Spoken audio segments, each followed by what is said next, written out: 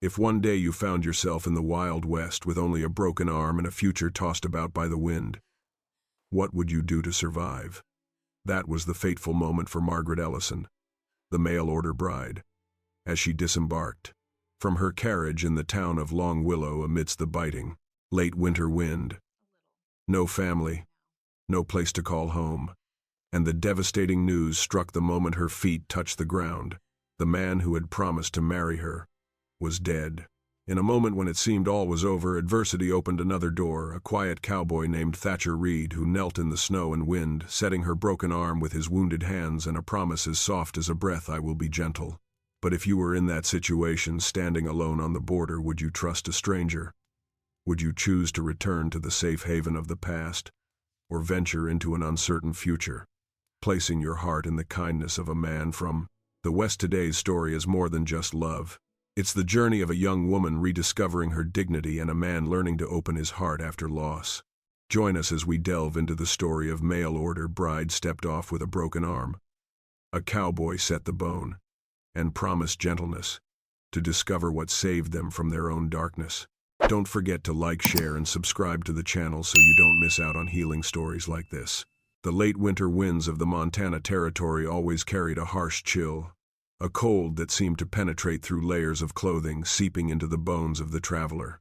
That afternoon, as the old carriage struggled along a stretch of melting snow and mud, Margaret Ellison felt that cold as if it were stripping away the fragile hope she had carried from the east.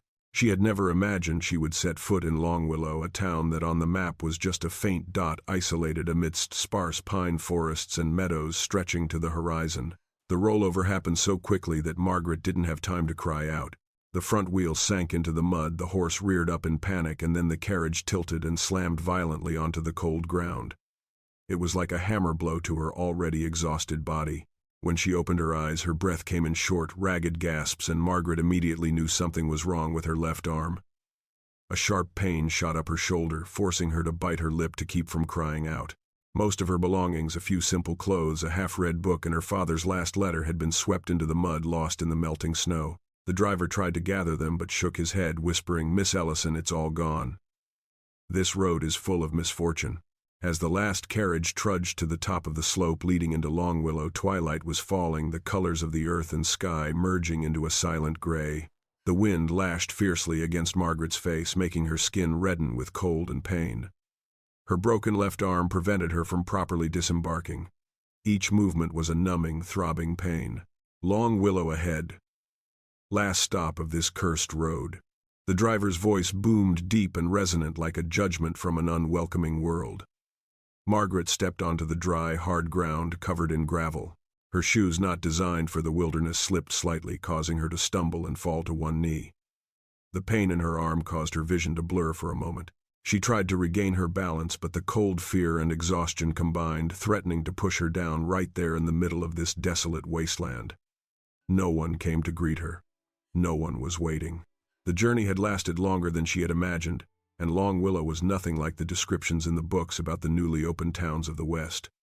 There was no sound of people laughing in the streets, no bustling shops, just a few dilapidated wooden houses, a single pub with its flickering oil lamp, and in the distance the small station where the train stopped once a week. Margaret stood in the wind, trying to remain calm. She told herself, just find Mr. Lewis Grant. Just get to the right place. Because on paper that man, the man she was about to marry by letters, was waiting for her, and she had used almost all of her meager savings to get here. But as that thought lingered in her mind, the long howl of a wolf echoed from somewhere in the northern forest. The howl reverberated through the valley, bathed in the twilight glow, sending a chill down her spine. The driver glanced quickly toward the forest, then turned away, signaling the horse to prepare to leave the town. Margaret nearly collapsed. Not because of the wolves howling, but because it reminded her that this place was far wilder than she had imagined. A place where life and death were sometimes separated only by a dark row of trees or a freezing night.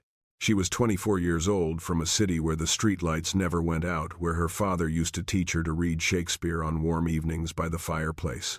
Now she stood alone in this harsh land, her dress stained with mud, her broken arm aching, and her heart without a place to rest. The mental camera in her head slowly receded. If anyone were observing from afar, they would see a young woman too small against the vast and harsh backdrop of the frontier sky.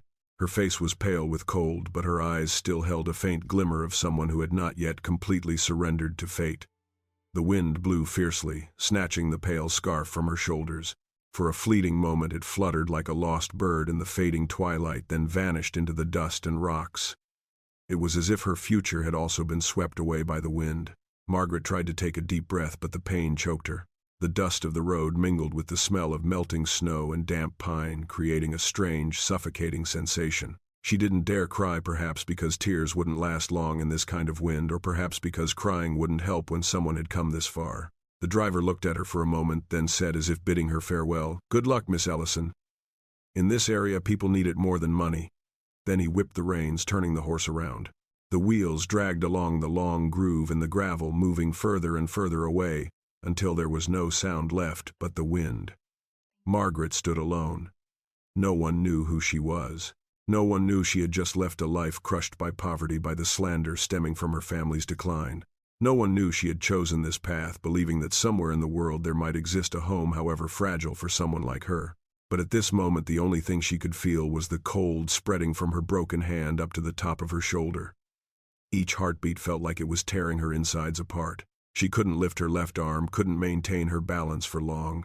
The physical pain combined with a silent panic made her legs want to give way. Long Willow was quiet. If it weren't for the wolf howl earlier, the town would have been mistaken for a desert. The wind rustled through the dry willow branches leaning against the old fence, creating a soft, crumbly sound. The smell of smoke from a nearby fireplace wafted on the breeze, offering a rare warmth amidst the bleak landscape. Margaret turned toward the path leading into town, searching for someone to ask about Mr. Lewis Grant. But Long Willow's main street was deserted, with only a few people hurrying to close their shops before nightfall. No one stopped to notice the woman who had just dismounted from the overturned carriage, limping and clutching her arm to her chest, as if it were about to fall off. A feeling of emptiness spread through her heart. It was as if the distance from Baltimore to Long Willow wasn't measured in miles, but in layers of hope slowly eroding away. Her left arm ached again, this time so intensely that she had to brace herself against a nearby crate with her right hand to keep from falling. Her breath hitched. Her eyes darkened for a moment. She told herself, "Don't give up. Not now." But even that self-reflection trembled. From the distant pine forest, the wolf's howl rose again, longer and deeper. It blended with the wind like a warning to all who remained outside as darkness descended upon this border region. Margaret clenched her right hand, trying to stay steady. She didn't know where to go first, whether there was a doctor in town or if the man named Lewis Grant was still waiting for her. But she knew one thing: if she didn't move toward the flickering light, this night would be longer than all the nights she had ever experienced in her life. The sky darkened rapidly in Montana at the end of winter. And in that moment, amidst the wind and dust, amidst the pain and solitude, Margaret understood that her journey in Long Willow had just begun, not with a welcome, but with a challenge great enough to make even the most fragile heart learn to combat. Stand tall. Not everyone gets to choose where they take their first step, but sometimes those trembling steps open up paths we never expected. And as Margaret struggled to keep herself from falling, a figure emerged from the tavern's porch, uttering words that finally brought her legs to their knees. News of the fate of the man she had traveled halfway across the country to meet. In Long Willow, the sun always sets quickly, as if it, too hastily, leaves this harsh land. As Margaret struggled to regain her balance, her legs trembling with both pain and cold, the door of the town's only pub swung open. The pale yellow light of the oil lamp spilled onto the small courtyard, creating a thin halo of light in the breeze. A thin man clad in a dark cloak emerged and gazed at Margaret hesitantly. He didn't approach too closely, as if afraid that getting close to a woman alone in the wind would carry a responsibility heavier than he could bear. But then he spoke, his voice so low that the wind almost carried it away. "Miss, I'm afraid you need to hear this. Mr. Lewis Grant has passed away. Typhoid took him 3 weeks ago." Those words were not resounding, not dramatic, not like a thunderclap tearing across the sky. There was only a chilling silence, the characteristic silence of the frontier, where bad news is always spoken softly, as if it were an unavoidable truth. Margaret stood motionless, as if her feet were rooted to the cold earth. In her mind, the name Lewis Grant, The name that had led her across half the country suddenly faded like a line of writing erased by the wind. She felt as if she had just completed a long journey only to stand before a door that had been locked for a long time. The wind blew stronger once more, sweeping away the last thin scarf draped over her shoulder. This time the scarf flew higher, spinning before disappearing into the darkness at the end of the street. Margaret watched it vanish, unable to reach out and catch it, for her left arm was numb with pain. And she knew that scarf was more than just a scarf. It was the last fragile glimmer of hope she had left after the car crash, after the long journey from Baltimore to here. Now, too, it had left her. No. The word escaped her lips not as a cry but as a breath that dissolved into the wind. The man stepped half a step closer from the pub as if wanting to say something comforting, but he stopped. In the West, words of comfort are rare, because here every pain is real enough so great that words become fragmented. I'm sorry, Miss Ellison, but typhoid swept through Long Willow last month. Mr. Grant didn't make it. His house is now just a small shack at the bottom of the slope. Margaret listened, but it was as if she hadn't heard.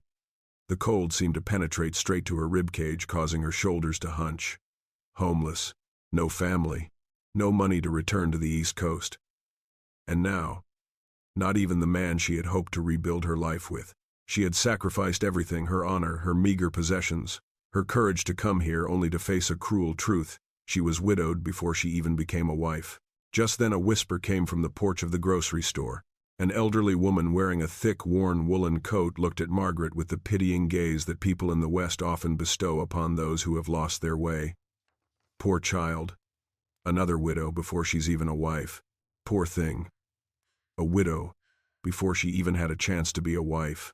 That statement wasn't malicious.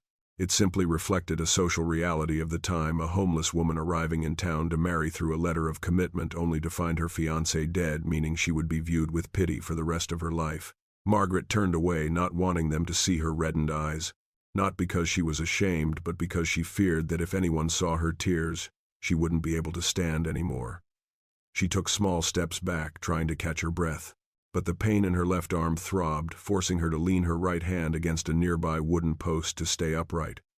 The small town suddenly spun before her eyes, lights, wind, dust, and unfamiliar faces. She remembered Baltimore like a hazy dream, cobblestone streets, church bells, mornings waking up in a small but warm room. But that was a life she couldn't hold on to after her father's death, after the family tailoring shop closed, after acquaintances turned their backs on her, unwilling to associate their names with a declining family. She knew she had bet everything on Long Willow, and now that gamble had ended in failure. Another gust of wind blew through, carrying the scent of dry pine and the dampness of melting snow. In that moment, Margaret felt the world around her was vast, so vast that she was just a tiny dot clinging to the last vestiges of warmth against the cold ground. The man from the pub spoke again. Miss Ellison, if you need a place to stay. Mrs. McGregor's boarding house at the end of the street has a room available. Margaret nodded slightly, but didn't move. All she wanted at that moment was to stand still, to give her heart time to accept reality. But the West wasn't a place where one could stand still for too long. Night fell quickly and was cold, and its silence could swallow up anyone without shelter. Another figure appeared, a woman in her 50s, her hair tied back in a bun, her eyes a mixture of curiosity and pity. She leaned close to the older woman and whispered just loud enough for Margaret to hear. How pitiful. She traveled all this way only to receive such terrible news. What will become of her in this town? The question wasn't meant for Margaret, but it fell straight into her heart like a heavy stone. What would become of her, homeless, jobless, and with no one she knew except the name Lewis Grant? It was already too late. Margaret tried to walk, taking small steps towards the inn. Her feet sank slightly into the melting snow. The wind whipped across her face, stinging her eyes. But more than anything, there was an emptiness spreading from her chest, the feeling of someone standing at a crossroads in life, where all paths lead to the unknown. Mrs. McGregor appeared at the door of the inn when she saw the young woman approaching. She raised her oil lamp, looking at the young woman with her arms clutched to her chest, her dress dusty and her eyes drooping. "Come inside, girl. It's not good for your hands out in the wind." Her voice wasn't sweet, but it was warm enough. Margaret stepped onto the porch, and the moment the warmth of the inn touched her skin, she nearly burst into tears. Not out of softer-heartedness, but because for the first time since arriving in Long Willow she felt something akin to kindness. Mrs. McGregor led her up to the small attic room, a space just big enough for a bed, a wooden table, and a wash basin. As the old window rattled gently in the breeze, Margaret knew that tonight she would be awake with more than one pain. When Mrs. McGregor left the room, silence fell. Margaret sat down on the bed, her left arm pounding with a painful rhythm. She stared into the darkness at the foot of the wall, feeling as if she had lost something she hadn't yet had the chance to touch. A small, short sob escaped, like the sobs of those accustomed to suppressing their pain so as not to alarm the world when their hearts break. But in the end, she sat up straight. For deep down, Margaret understood that these harsh realities, however severe, were only the beginning. The West always tests people before offering them a way out, however narrow that way may be. Outside, the wind picked up again, blowing fiercely along Longwillow Street. And no one knew that, in the attic room of that boarding house, a young woman was beginning a new life, a life that began with a loss she was completely unprepared for. And just when Margaret thought that long night would swallow her whole, a soft knock sounded at the door, so gentle it was, as if carried by the wind, signaling the arrival of a man who would change everything that remained unfinished in her life. The knocking was so soft that Margaret thought it was just the wind rustling against the roof. But then the knocking repeated, clearer, slower, and more patient. It was the kind of knocking someone doesn't want to startle but also doesn't want to leave until they're sure they heard it. Margaret rose from the edge of the bed, holding her aching left arm, and walked to open the door. As the door creaked softly, a blast of cold air rushed in, but the man standing on the porch seemed like a barrier between her and the chill. He was tall and sturdy, his thick coat covered in road dust and his leather gloves still stained with dried mud. The oil lamp behind Margaret cast a light on his face, revealing sharp, serene features. A kind of serenity found only in those who have lived for years in the meadows amidst scorching sun and blizzards, those accustomed to bearing burdens without saying much. He lightly tapped the brim of his hat as a polite greeting. "My name is Thatcher Reed. Mrs. McGregor said you need to see a doctor, and that your arm doesn't look well at all." His voice was deep, warm, and unhurried. It was as if he always considered each word before speaking so as not to frighten anyone. Margaret nodded slightly, but as she stepped back to catch her breath, a sharp pain made her head spin. Thatcher instinctively reached out his hand, not to touch her, just outstretched, so that if she fell, he could catch her without frightening her. "Are you all right, Miss Ellison?" "Yes. Miss Ellison, we should go to Dr. Monroe right away. It's very cold tonight and your arm needs to be repositioned before it swells too much." Margaret tried to appear strong, but her breath trembled.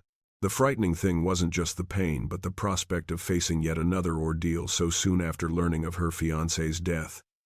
Thatcher saw it, but he didn't ask. In the West, people don't ask if they know the answer might bring someone to tears. He simply unfolded his coat, offering one flap to Margaret to cover her thin shoulders.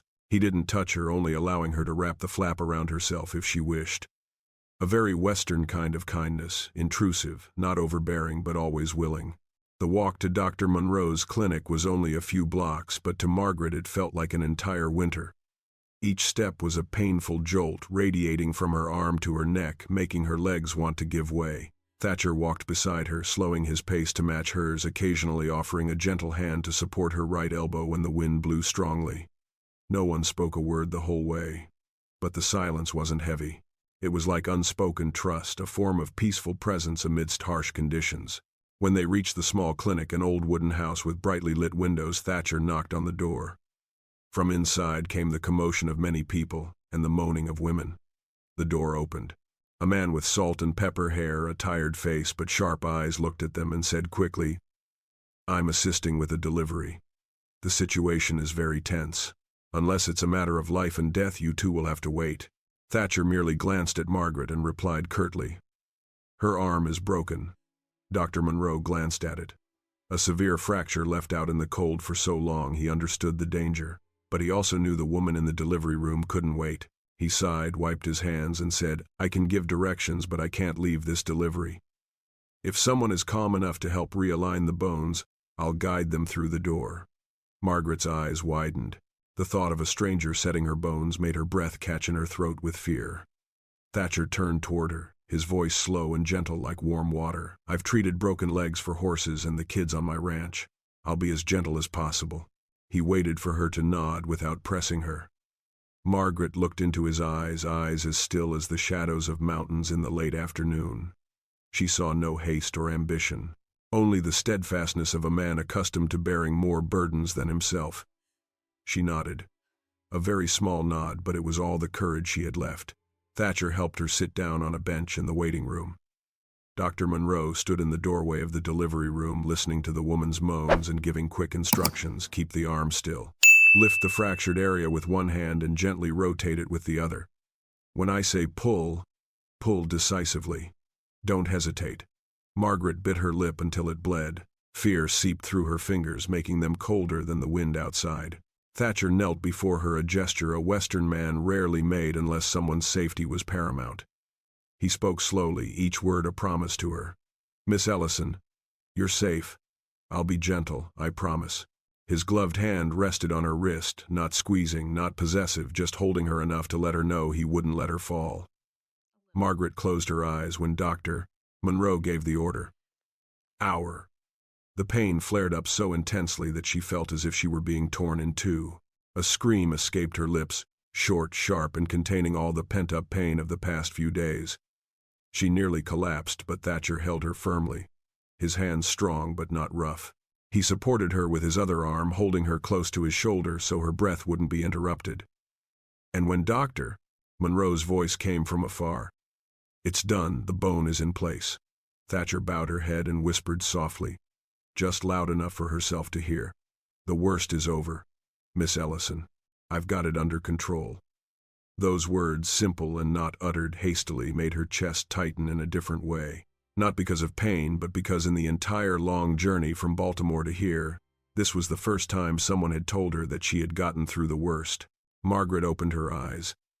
Thatcher's face was very close, but he maintained just the right distance, enough to make her feel respected enough to know that this closeness was merely part of caring, not an intrusion.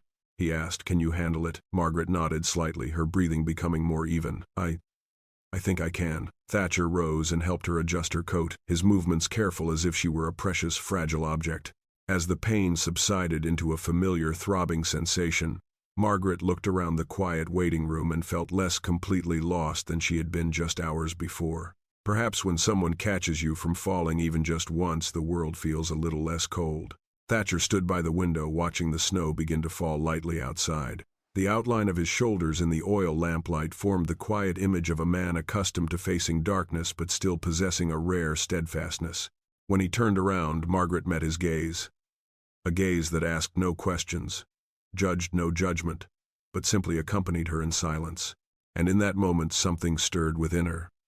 Not affection, not fleeting hope, just a feeling that perhaps Longwillow hadn't completely closed the door on her.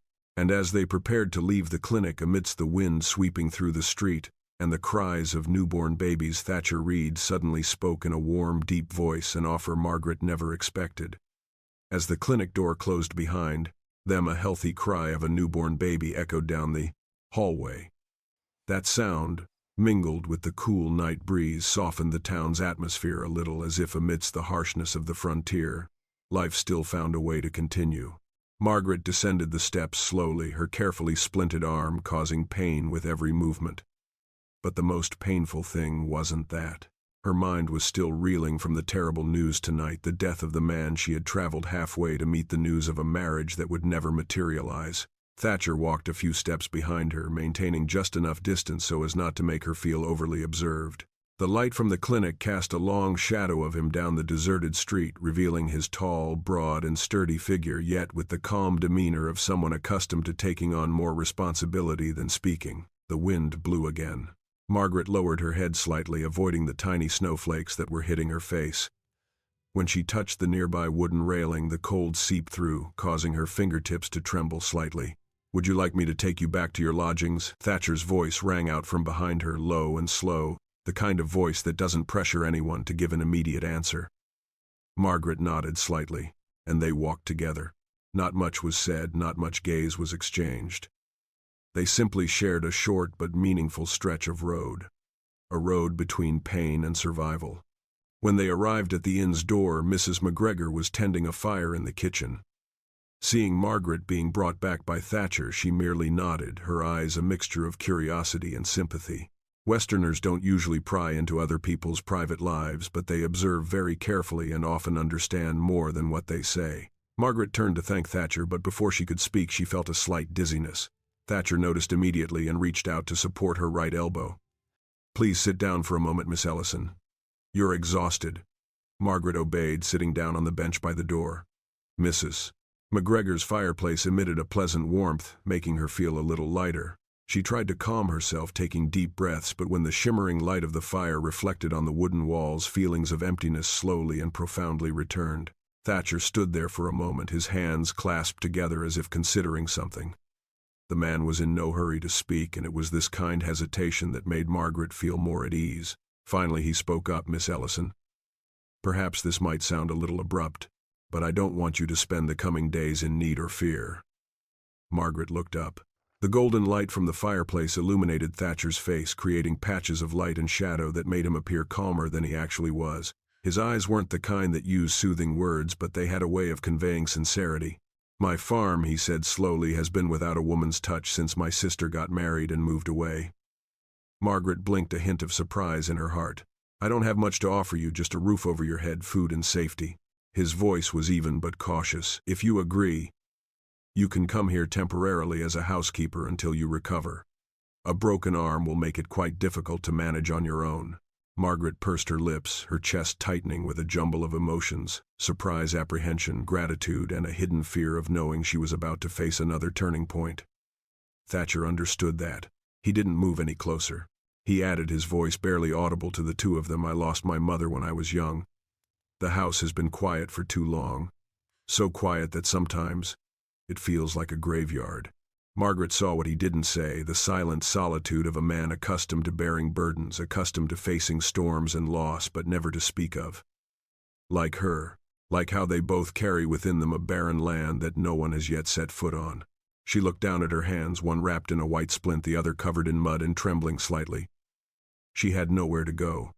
No one in the world was waiting for her. The guest house was only a temporary solution, but her future from here was uncertain. "Why me?" she asked softly, more as if talking to herself. Thatcher didn't hesitate. "Because I see you need a place to start over, and because no one should spend this winter alone." That simple yet poignant remark made Margaret lower her head to hide the weight of the emotions welling up inside her.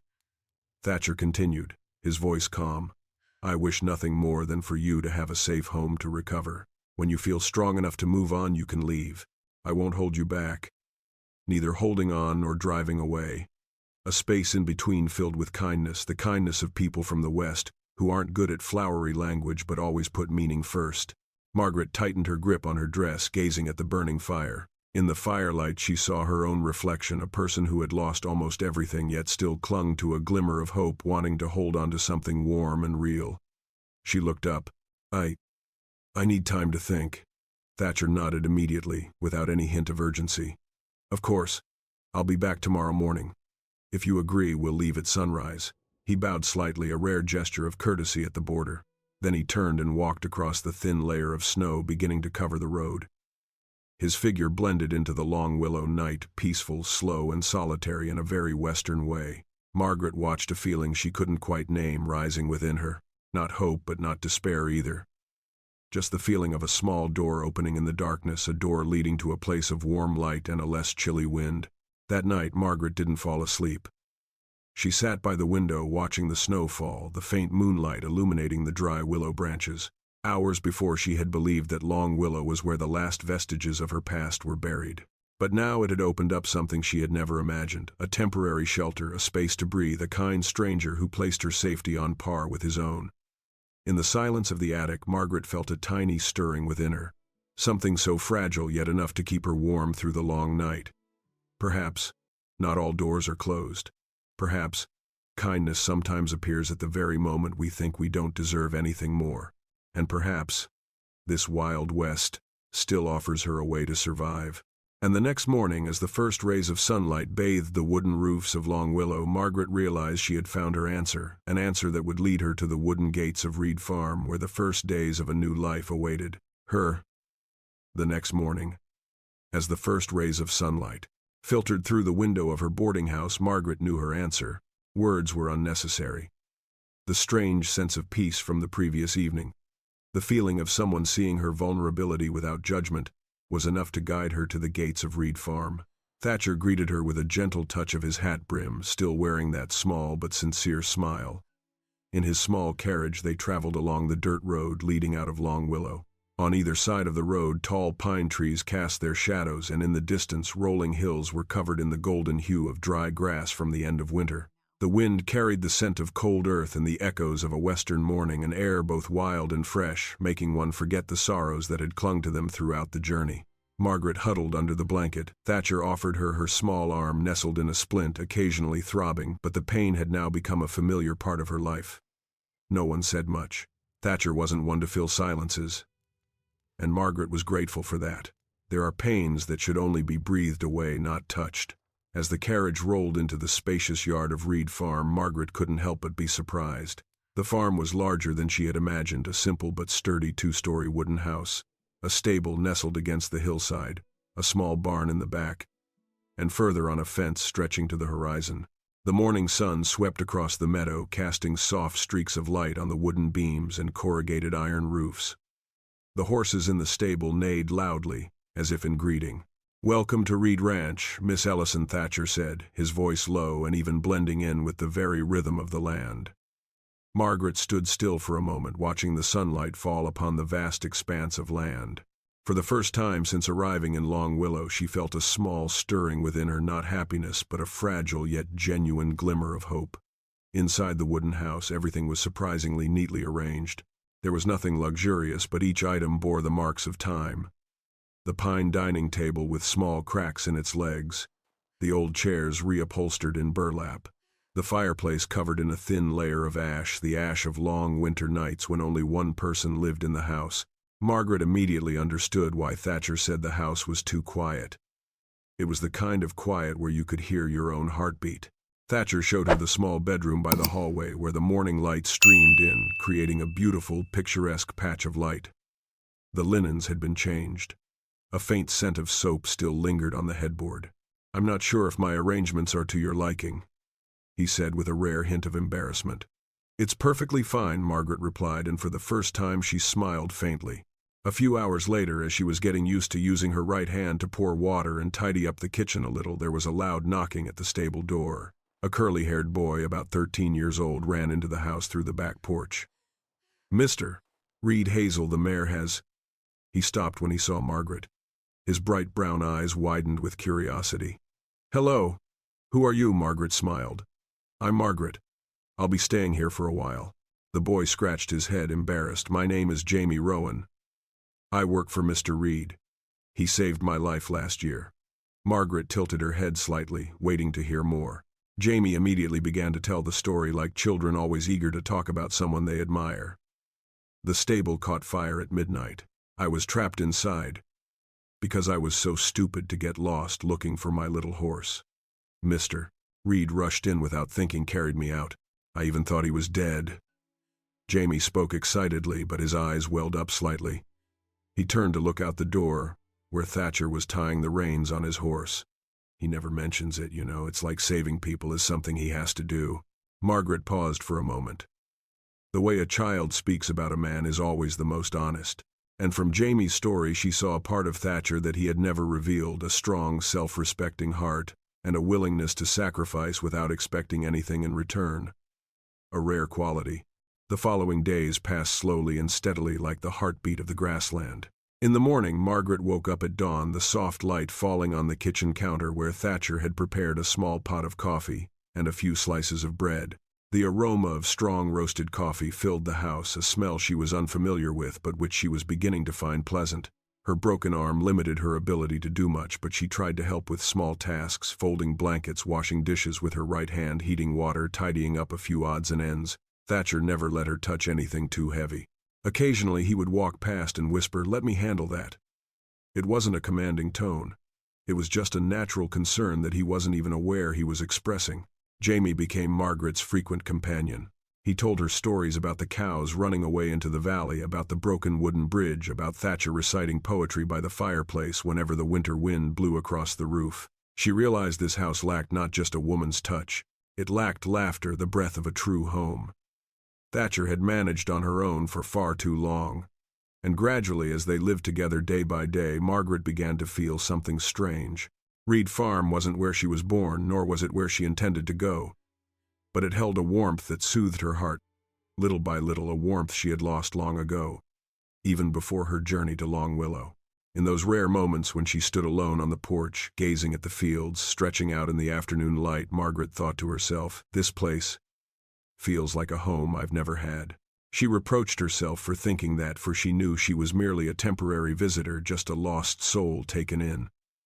But the heart doesn't always listen to reason, and Reed Farm, with its rustling wind and rare tranquility, began to seep into its deepest corners.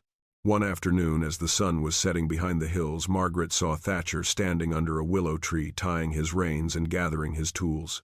The last rays of light cast a pale yellow hue on his shoulders, the color of perseverance of a man who had lived his whole life with the land and his responsibilities. She said nothing, just stood there for a moment, observing his neat posture, a posture that seemed unshakable even by a snowstorm.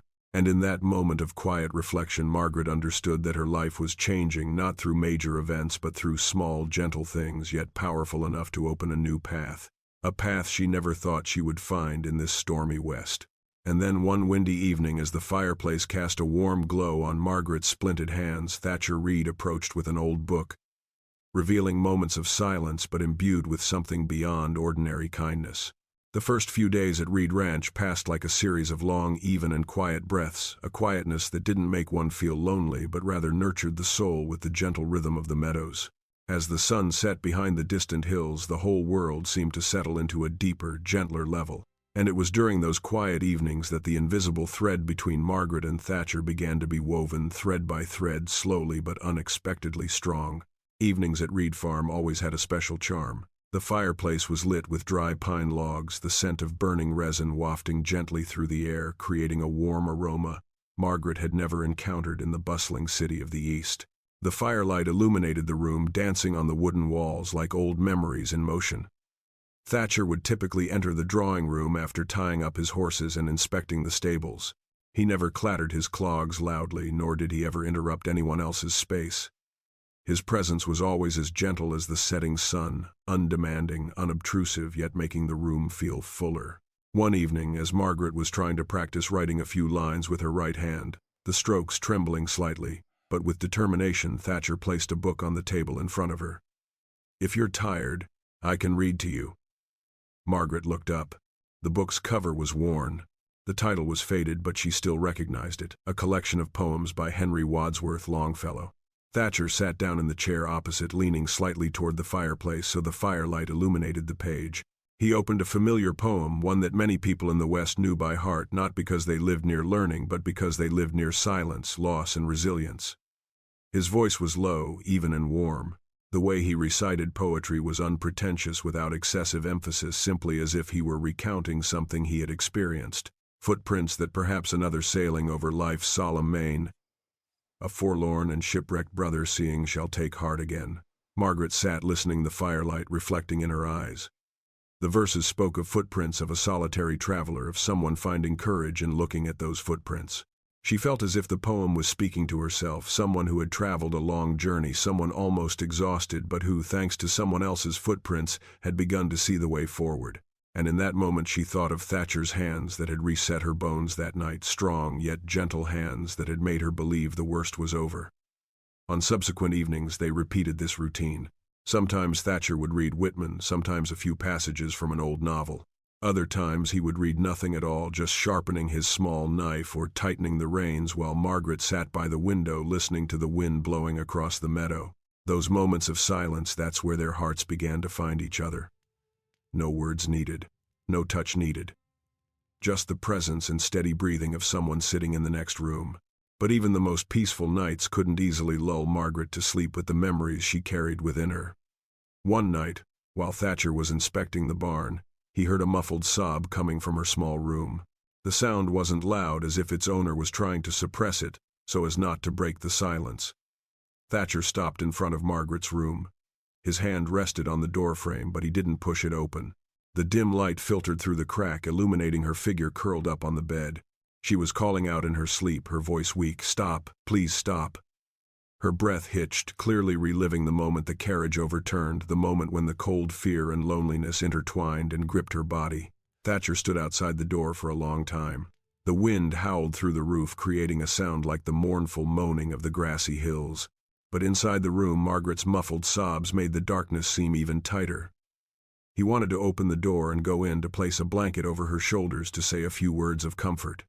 But he didn't.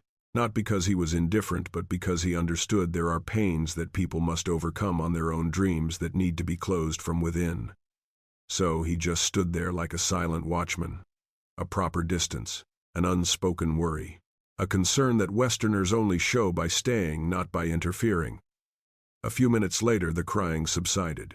Thatcher withdrew his hand from the doorframe, stepped back, and nodded slightly to himself as if he had just fulfilled some invisible duty. Not the duty of a benefactor, not the duty of a host, but the duty of a kind person who sees the vulnerability of another and respects it. When he returned to the room, Margaret didn't know he had been there. And Thatcher didn't mention it either, because for him it wasn't something to brag about. After that night, Margaret noticed subtle changes in how Thatcher treated her. He didn't ask about her past. He didn't try to heal her fears.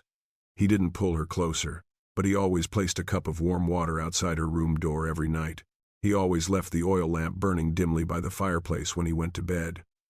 And when she held her pen with a slight tremor in the morning, he would simply say, "Take your time. There's no need to rush." Those small gestures, though Margaret didn't say them aloud, touched her heart more deeply than any flashy act, because the tenderness that comes from those who use few words is often the most genuine tenderness. The atmosphere between them changed, not with explosive outbursts, but with long, serene silences where both understood that the other's presence was comforting. One afternoon, Margaret saw Jamie running around the yard while Thatcher leaned against the stable, the afternoon sun falling on his shoulders. She didn't know when that posture, steadfast calm, had become something that made her feel so safe. She didn't dare name that feeling, but it existed, silently, like how a small stream begins to form beneath melting snow. But the peace at Reed Ranch didn't last forever. One morning, as Margaret and Thatcher were preparing to go to the fields, Jamie ran back, breathless, carrying rumors from the town of Long Willow, gossip that began to creep into the peaceful life they had just built. That morning at Reed Farm unfolded like any other peaceful morning. The early morning sunlight crept slowly through the wooden fence, casting gentle streaks of light onto the honey-colored earth. Margaret was trying to wash a pot with her right hand while Thatcher stood on the porch, adjusting the saddle on his most prized old horse. Neither of them spoke much, but the silence between them was familiar.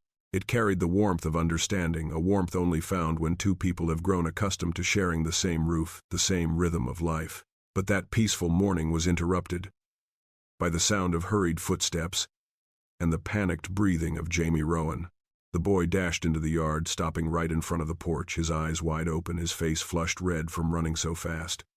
"Mr. Reed, Miss Margaret, something's happened." Thatcher set down the saddle and walked over. "Calm down, Jamie." "What's wrong?" Jamie swallowed hard, glancing at Margaret and then at Thatcher as if afraid he might bring up something they didn't want to hear. "In Long Willow, there's a lot of talk going on." "Talking about what?" Thatcher asked, his voice low. Jamie shifted her gaze to Margaret, her voice lowering. "They said, 'You're staying on the farm isn't proper.'" The words weren't spoken loudly, but they fell like a heavy stone into the courtyard. A sudden gust of wind arose, rustling through the dry willow branches like a whisper from the past. Margaret stood still. It wasn't the same pain as hearing of Lewis Grant's death, but a different kind of chill, the chill of being judged by the world before understanding the truth. She felt her shoulders instinctively recoil, to avoid attention, to shrink, to try to be small so as not to attract notice. She had carried that feeling in Baltimore, and now it had returned to this unfamiliar West.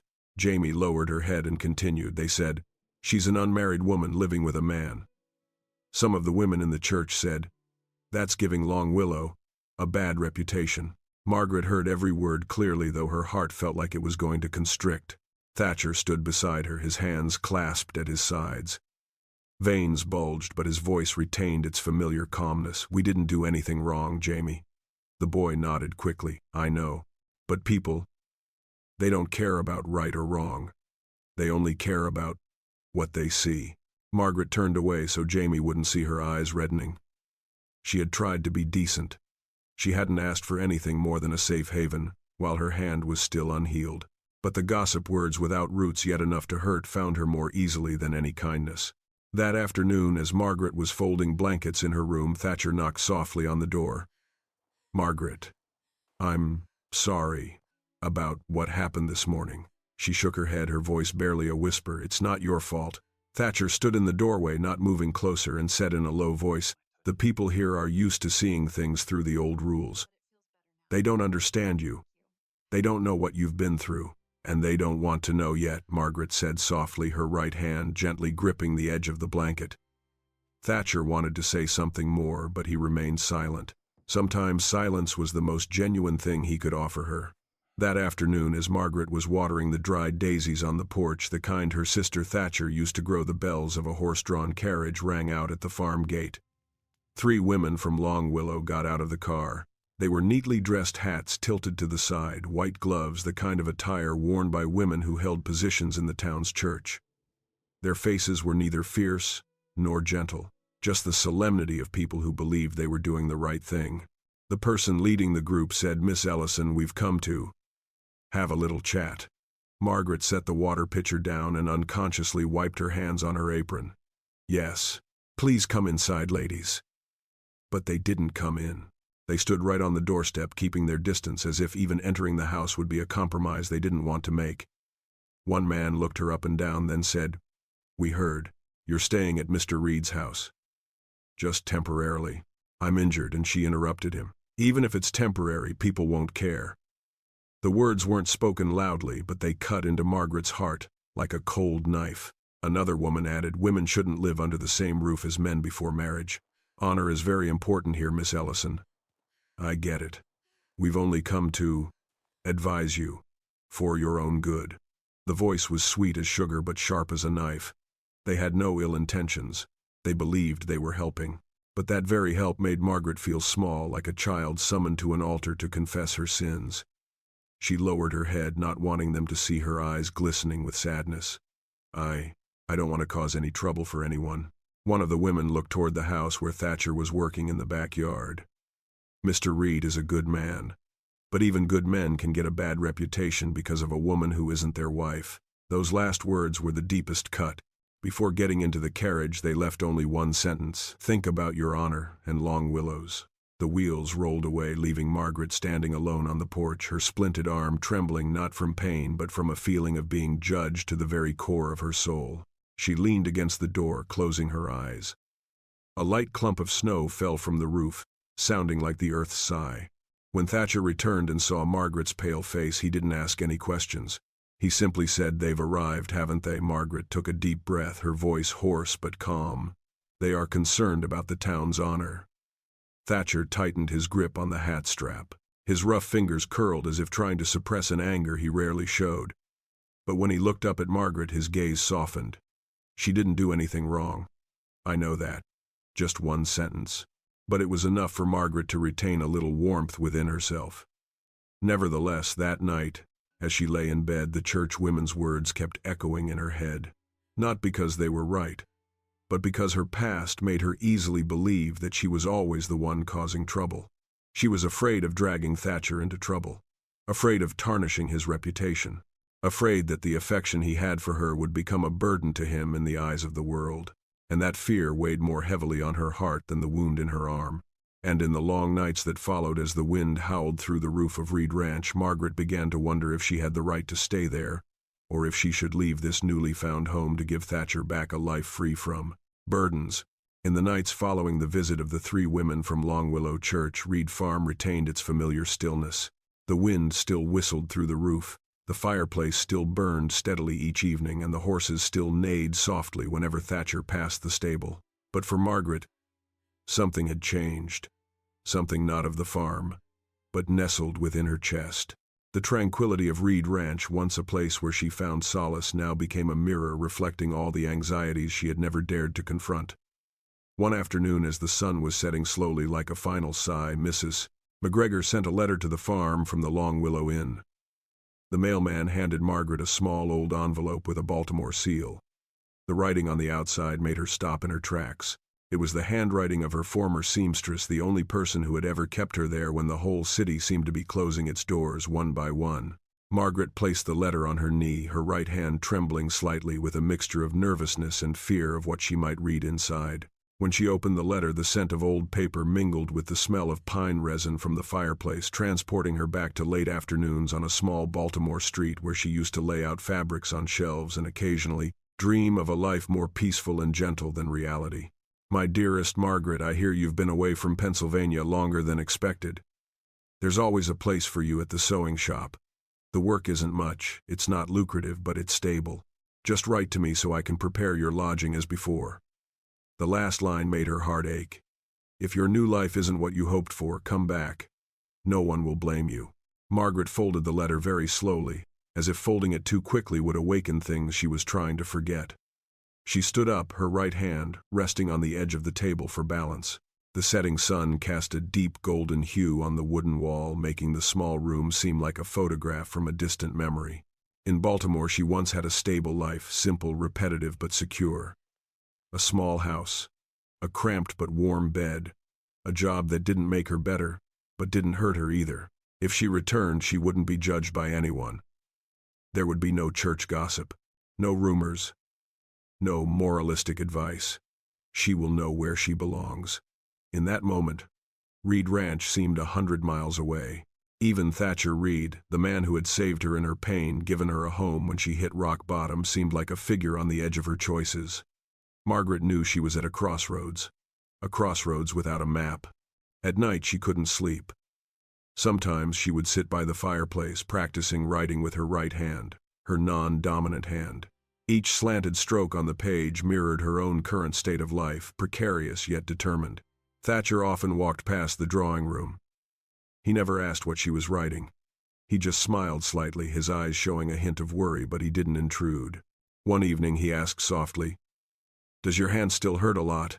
Margaret looked at her hand, which was trembling as she tried to hold the pen. "No, I just want to get used to writing. Just in case. I have to use my right hand. For a long time." She meant when she left Reed Ranch. But she didn't finish the sentence. Thatcher understood but didn't reply. He walked to the fireplace, stirring the coals gently with a metal rod to get the fire going. The bright red light reflected off his cheekbones, making Margaret realize that his silence carried more weight than any words she had ever heard. Looking at her again, he said simply, "Whatever you decide, I believe you will do the right thing." The words were neither binding nor pleading. They were simply an expression of trust. But that trust made Margaret want to cry because it had been so long since anyone had believed in her enough to say those words. The next day, Margaret took a walk along the farm's fence. Her splinted arm made her steps slightly unsteady, but the cool breeze, the dry grass, and the sound of the stream in the distance created a gentle background music that allowed her to think more clearly. Along the fence, she saw old saw marks where Thatcher had repaired the fence alone when a snowstorm had blown a section off the previous year. Jamie once recounted that day in the biting cold wind. Thatcher stood outside for 3 hours to finish the repairs before the cattle returned. He wasn't the type to wait for help. He simply did what he needed to do quietly. Margaret gently touched the cut in the wood. The rough texture under her fingers softened her heart. She wondered, can I really leave? Really, can I go back to Baltimore? To live my old life? While my heart has just found a rare peace here. But on the other side was fear. Fear of causing Thatcher trouble. Fear of being judged by society. Fear that she was just a burden now and would become even greater later. The strong afternoon breeze gently ruffled her hair, and in that moment she understood that her future was not an easy question to answer. Baltimore is safe. Reed Ranch is hope. Each choice opens up a completely different path. That evening, Margaret took out the letter again and read it. On the thin page, the slanted handwriting sounded like a call from the past. If your new life isn't what you hoped for, come back. She looked out the window. The firelight from Thatcher's fireplace cast a small but enduring glow on the porch floor just like him. She wondered if life at Reed Ranch was not what she had hoped for. The answer was clear to her. No, it was better than she had ever hoped, but she wasn't sure if it would last. That feeling melted her heart like wax before a flame. At that moment, Thatcher entered the living room holding a cup of hot tea. He placed it on the table in front of her. "Here you go. It's colder than usual tonight." Margaret looked up, her eyes filled with unspoken words. "Thatcher, if I leave here, would you mind?" The question was like a needle piercing the thinnest skin. Thatcher gazed at her for a long time, his eyes deep and still like a lake after a storm. "Margaret," he said slowly, "my life has been quiet for many years. When you came, this house became brighter. But I don't reserve the right to decide for you." He paused for a moment, then continued, "I only hope you choose a place where you can live without fear. It's not about honor. It's not about public image. It's about not being afraid." Margaret understood what he was saying, and she understood that he was trying to avoid burdening her, although she could clearly see the worry in his eyes that he didn't dare express. She gently squeezed the teacup, the warmth spreading through her palms as if it were seeping into her chest. But sometimes, life itself gives us the answer before we have a chance to choose. A few days later, on a cold gray afternoon, Thatcher Reed returned from the meadow with blood on his forehead, and Margaret's heart realized something that the letter from Baltimore could never have reached. That afternoon, Reed Ranch was shrouded in a silvery gray. The sky was low and gloomy, as if about to fall upon the vast grasslands. The wind wasn't particularly strong, but it carried a sense of unease, a feeling that those who had lived in the Wild West for a long time would immediately recognize something was amiss. Margaret stood on the porch, gently gripping the railing with her right hand. Her left hand was still in a splint, but it hurt less than in previous weeks. She didn't know why her heart had felt so heavy all morning. Perhaps it was because of the letter from Baltimore still lying on the table, a reminder that the past always knew how to call her back. She gazed into the distance where the cattle were usually driven home in the afternoons. But today the field was only filled with wind and swirling clumps of grass. There was no sound of horses, no call from Thatcher, no sign that he was about to return. Jamie carried the bucket of water closer, her face more anxious than usual. "Mr. Reed left this morning. I've never seen him this late before." Margaret tried to force a reassuring smile, but her heart pounded so hard she couldn't continue speaking. The wind shifted direction, carrying with it a very faint sound, a dry cough, then the dragging sound of footsteps. Margaret spun around. A figure appeared at the end of the dirt road leading into the farm. They limped, their coat was covered in mud, and their right hand was clutching their forehead as if trying to stop something from flowing down. Margaret recognized him instantly. No matter how unsteady his figure might be, her heart recognized him before her eyes. Thatcher Reed. The space seemed to expand and contract in a single breath. Margaret's feet almost ran before her reason could catch up. Thatcher Jamie ran after her, but Margaret had already arrived. Thatcher was unsteady on his feet. A long gash ran across his forehead, dried blood trickling down to his cheekbone. His sleeve was torn, and dust and dry grass clung to his shoulders. His horse was nowhere to be seen. What happened?" Margaret asked, her voice breaking. He forced a smile, though the corners of his mouth trembled. "A bull unexpectedly butted the horse. Both fell. I was lucky to get back on my feet." As he finished speaking, his legs gave way. Without thinking, Margaret reached out her right hand to support him. She didn't have much strength, but her panic made her stronger than ever. Jamie rushed to help, and together they helped Thatcher into the house. He didn't resist, but his breathing grew heavier, each breath causing Margaret to tighten her grip on his hand, as if trying to hold him back from the world. In the living room, the flickering fireplace illuminated the wound. Margaret quickly grabbed a clean cloth, warm water, and the bottle of antiseptic that Dr. Monroe had left behind. Thatcher sat slumped in the bench, his head bowed low. When Margaret reached out to wipe the blood from his forehead, her fingers trembled with fear. Not fear of the blood, but fear that if she let go, he would no longer be able to sit upright. Jamie, standing near the door, whispered, "Mr. Reed, does it hurt a lot?" Thatcher just smiled wearily. "It's all right, kid. Just a scratch." But Margaret knew it wasn't just a scratch. The skin around his forehead was swollen, and the blood had begun to bruise. She gently touched it with the corner of her handkerchief, and Thatcher winced slightly. "I'm sorry," she whispered. He opened his eyes.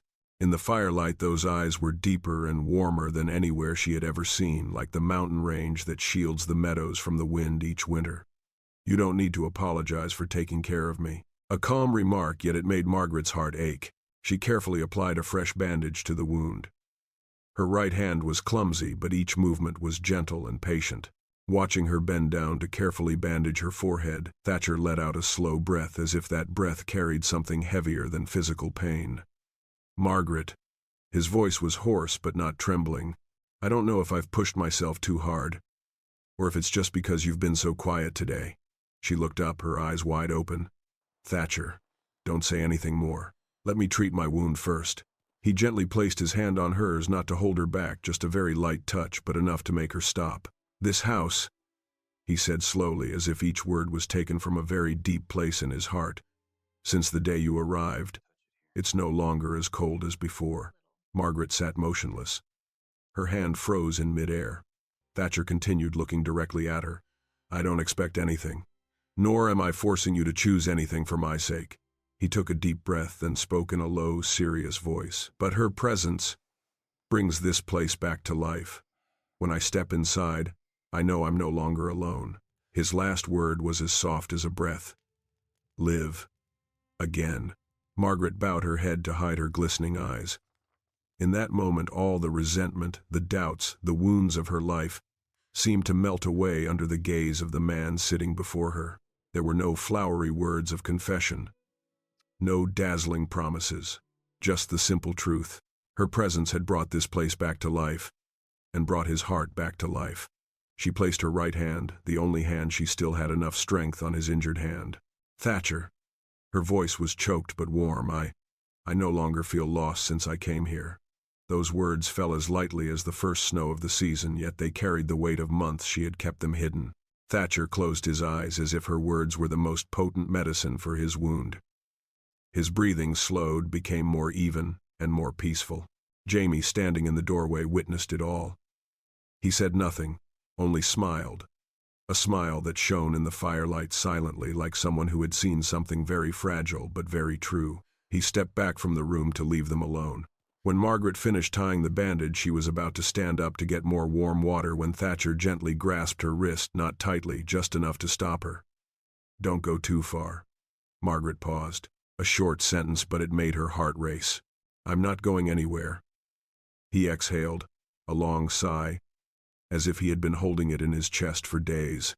Outside, the wind blew fiercely across the meadow. But inside that small wooden house, something very warm, very real was said, not loudly, not impulsively, just the words of a heart that had suffered too long and had just found life again. And just when Margaret thought the night would bring peace after a panic, the next morning, a man on horseback arrived at Reed Ranch gates, carrying a legal letter, news powerful enough to overturn everything she thought she knew about the future. The morning after Thatcher's accident, the sky over Long Willow turned a quiet gray. The ground was still damp with dew, and a gentle breeze from the valley blew cool air, making the vast space seem to hold an added layer of profound depth. Margaret awoke with a heart still unsettled after a long night of anxiety. She boiled some water, placed the teapot on the kitchen counter, then walked to the living room door where Thatcher was resting. He slept peacefully, his breathing, even the bandage on his forehead, stained with a little blood but no longer oozing. His serenity brought her a momentary sigh of relief, but only for a fleeting moment. The sound of horse hooves echoed softly outside the gate. It wasn't the hurried voice of a messenger. It wasn't the voice of the townspeople. That was the sound of a stranger's hooves. Margaret paused at the doorway. Jamie ran out of the stables, curiously watching the man in the long, dark brown coat dismounting from his horse. In his hand was an old leather briefcase, the kind only lawyers usually carry. Jamie frowned. "He's not from Long Willow." Margaret stepped out onto the porch, trying to keep her voice calm. "Hello, sir. How can I help you?" The man bowed politely. "I am Silas Hawthorne, a lawyer from Cheyenne. I have come on behalf of the late owner of Grant Farm." The whole world around Margaret seemed to pause for a moment. That name, the name she had tried to put aside since arriving in the West. Lewis Grant. The man she was destined to marry, a man she never met in her life, but whose letters had once been a lifeline, saving her from despair. A man who died alone in the winter from a prolonged fever. And the man who left her journey to the Wild West unfinished. Margaret gently clasped her fingers together. "Please come in." In the drawing room, the morning light streamed through the window, illuminating Mr. Hawthorne's stern yet gentle face. Thatcher, though still tired, sat up upon hearing of the visitor. He put on his coat and sat down opposite him, his expression wary but calm. The lawyer opened his leather briefcase and took out a large envelope along with several carefully sealed papers. "Miss Ellison, I have come to execute Lewis Grant's will." Margaret fell silent. Her right hand, resting on her thigh, trembled slightly. He continued. "According to the will made 3 months before Mr. Grant's death, All his assets, including Grant Farm, land, livestock, and a sum of savings, will be transferred to his prospective wife, should he die before the wedding. The room was completely silent. The only sound was the crackling of the fire in the fireplace. Jamie's jaw dropped. Thatcher turned slightly to look at Margaret. His eyes held a mixture of surprise and some kind of unnameable worry. And Margaret. It was as if someone had just placed the entire vast meadow in her lap, so heavy that she could barely breathe. "You said, for me?" she asked, her voice barely a whisper. "Yes. The only instruction in the will is, Mr. Grant wants his future wife to have a fresh start should he ever be gone." The lawyer paused, his eyes glancing down at the large envelope. "Besides, he left her a letter." Margaret couldn't control herself. She raised her right arm to cover her mouth, and her chest tightened with a mixture of tenderness and pain. "Mr. Hawthorne placed the letter before her. The familiar handwriting, the handwriting she had seen in marriage proposals sent from the West, now seemed heavier than ever. She opened the letter with trembling fingers. "Margaret Ellison, the wife I never had the chance to hold hands with. If you read this letter, it means my worst fears have come true. I'm sorry I couldn't pick you up at the bus station as promised. Couldn't show you the little house I had prepared, and couldn't let you know that. For a long time now I've believed you deserve a better life than where you lived." Margaret clutched the edge of the paper. The writing began to smudge with tears, but she didn't dare wipe it away, afraid of accidentally smearing the last words he had left behind. The lawyer and Jamie stood in silence. Thatcher didn't take his eyes off her, but kept a distance enough to give her space for that soft pain. "If I leave, I want you to have a home. Not because I'm buying it for you, but because you deserve a place of your own. Live happily, Margaret, even though I'm no longer here to see it." Lewis Grant. Margaret folded the letter slowly. A tear fell onto her hand, not because of unfulfilled love, but because of sadness for a kind man who had lived a quiet life and died just as quietly. An unfinished life, a heart that needed no reciprocation. Thatcher rose, taking a step closer to her, not touching her, just standing beside her like a solid barrier against the strong wind. "You don't need to say anything right now," he said softly. "Mr. Hawthorne closed his briefcase. I'll be staying in Long Willow for a few days. When you're ready, we can hand over the property." Margaret nodded, but her mind was still filled with the words of the letter. When the lawyer left, she sat silently by the fire. As evening fell, a soft yellow light spread across the wooden floor, creating the feeling that time was slowing down, allowing her emotions to seep into every crack in the wood. Thatcher came and sat nearby, still without touching her, only placing a cup of hot tea on the table. "Margaret." She looked up, her eyes red but calm. I don't understand why Mr. Grant puts all his trust in me." "I understand," Thatcher replied. Margaret frowned slightly. He saw what everyone standing near her saw. She was stronger than she thought and kinder than she believed. That remark made her heart flutter, not because of the compliment, but because of the genuine, unpretentious sincerity in Thatcher's voice. She took a deep breath. "I don't know what to do with that farm. I don't know if I deserve it." Thatcher shook his head, his gaze softening. "You don't have to decide right away. But don't think about whether it's deserved or not. Kindness isn't something people seek, it's something they live by." Margaret looked down at her palm, where the tear had dried into a small streak. "Thatcher, I'm just afraid that all of this will drag you into even more trouble." He sighed softly. "If there's anything that drew me in, it's my choice to go with you." That statement wasn't a declaration of love nor a promise. It was like the way the land of the Mekong Delta welcomes the traveler's footsteps, calm yet firm. Margaret said nothing more. But her heart, strewn with wounds from the past, from rejection, from not belonging, suddenly felt lighter, as if a small flame had been placed within it. And then in the days that followed, with the emotion from Lewis Grant's letter still lingering in her heart, Margaret began to realize that there were paths not opened by wealth, but by another heart waiting for her on the porch of days. Reed Ranch. In the days following Attorney Hawthorne's departure from Long Willow, an unusual silence hung over Reed Farm. It's not the stillness of peace, but the silence of unspoken questions. Margaret moved around the wooden house gently, her left arm still in a splint but less painful, her right hand gradually becoming accustomed to small tasks. Thatcher avoided letting her do heavy work, but he also didn't say too much, it seemed. He feared that an ill-timed word might stir her heart in a way he didn't want. As for Margaret, every time she saw Thatcher, especially after that incident, she felt as if something within her was changing little by little, silently but surely. Grant Farm awaited her, a substantial fortune, a stable life, a future that would be considered fortunate by others. But every time she thought about leaving Reed Ranch, her heart would skip a beat. That afternoon, a wind blew down from the hills, carrying the scent of dry grass and the cool chill of the distant mountains. Thatcher stood in the yard, checking the south fence where the cattle habitually darted out when the wind changed direction. Margaret stood on the porch, watching his shadow cast on the pale yellow earth.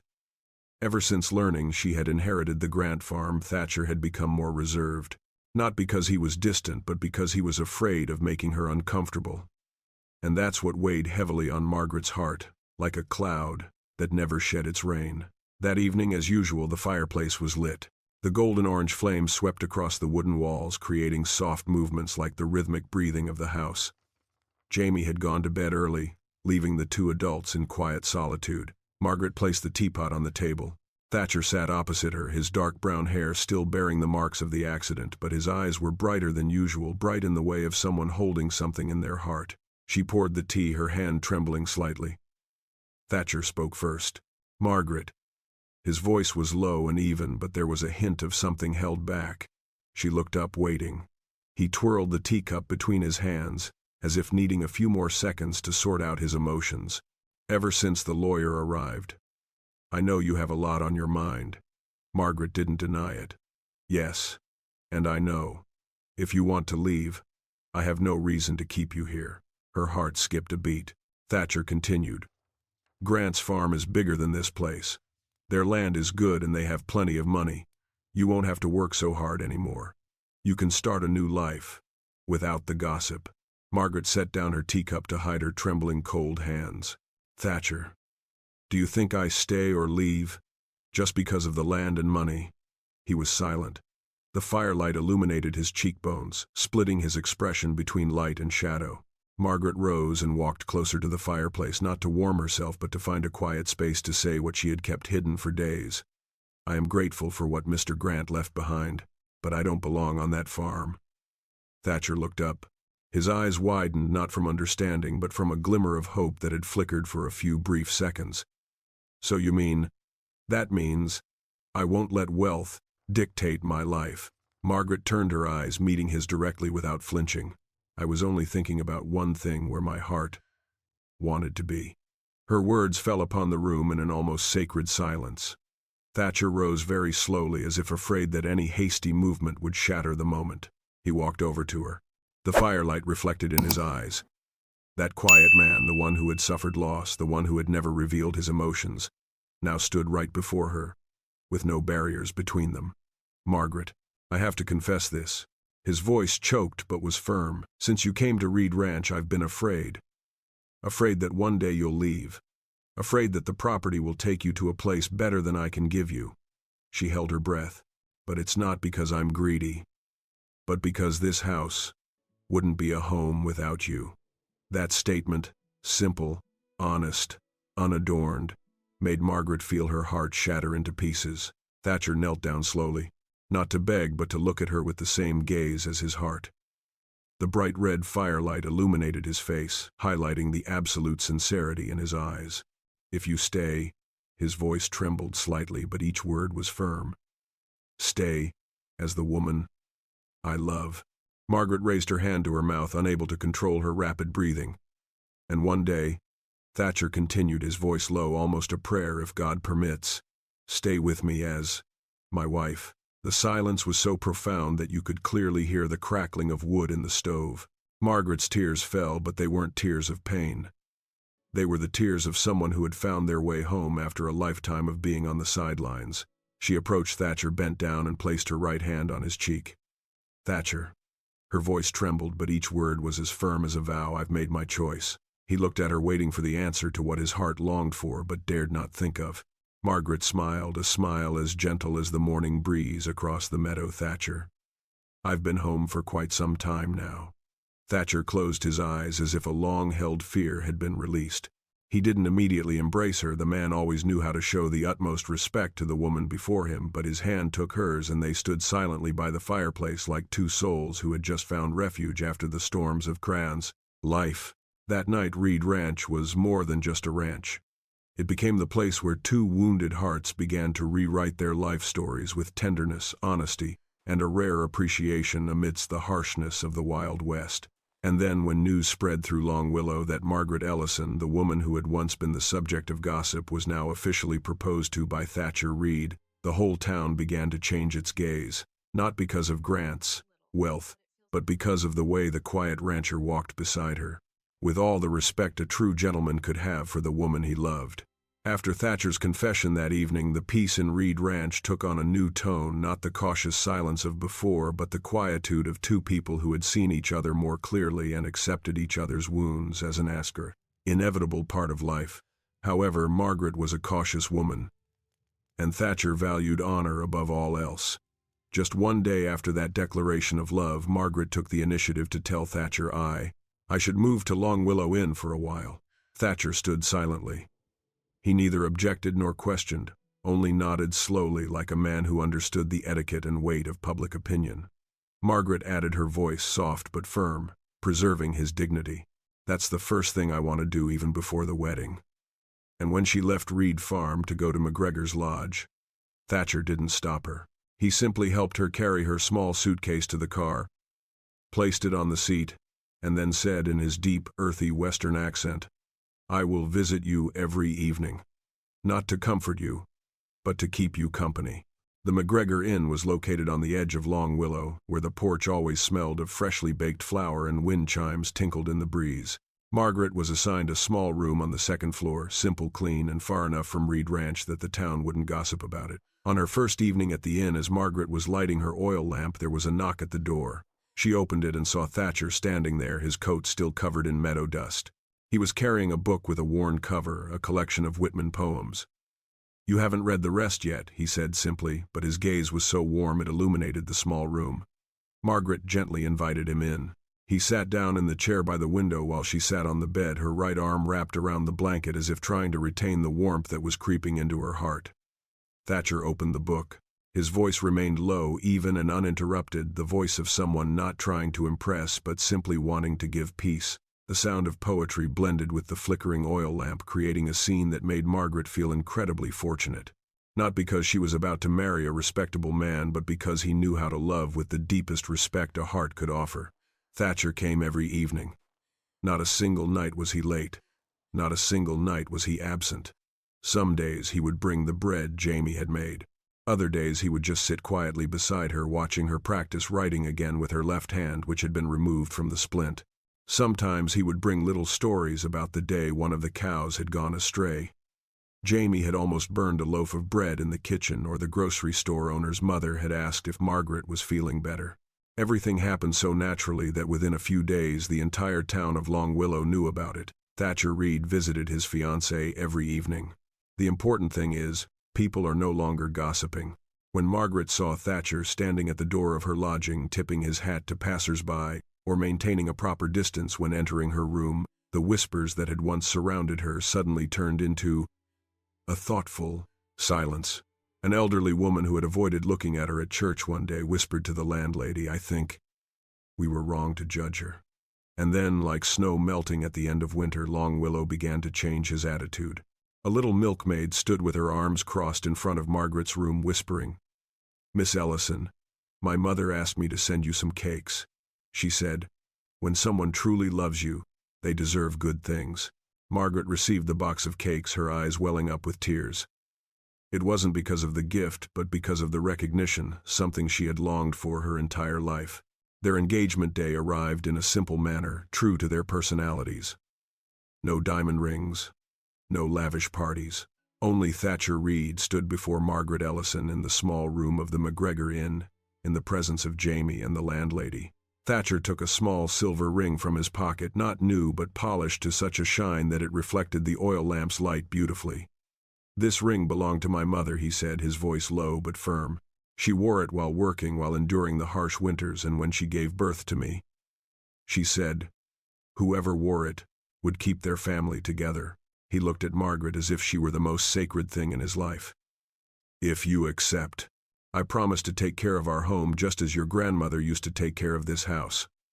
Margaret couldn't hold back her tears. Not tears of sorrow, but tears of someone who had finally touched something she had believed existed her whole life, kindness.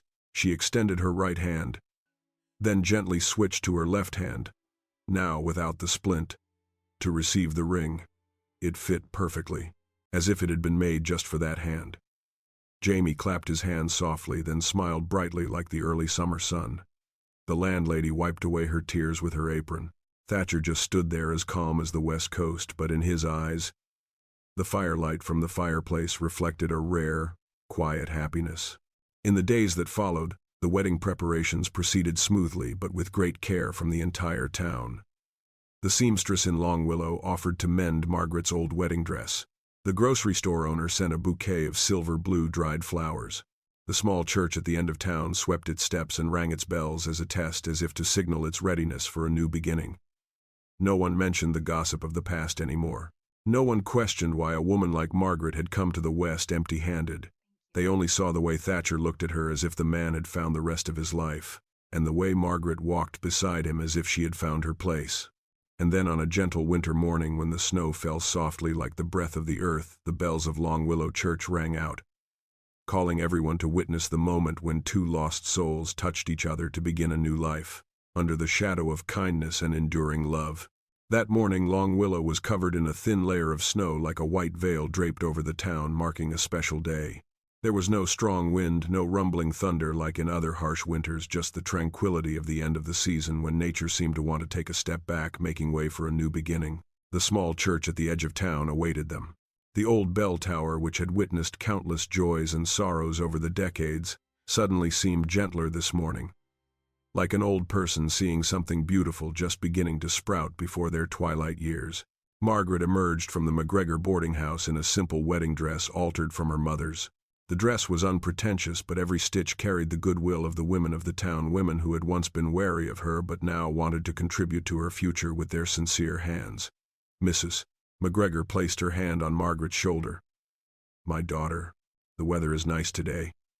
It's a good omen." Margaret smiled faintly. Not a radiant smile, but the mature smile of someone who had overcome suffering to reach a better place. Inside the cathedral, Thatcher Reed stood waiting.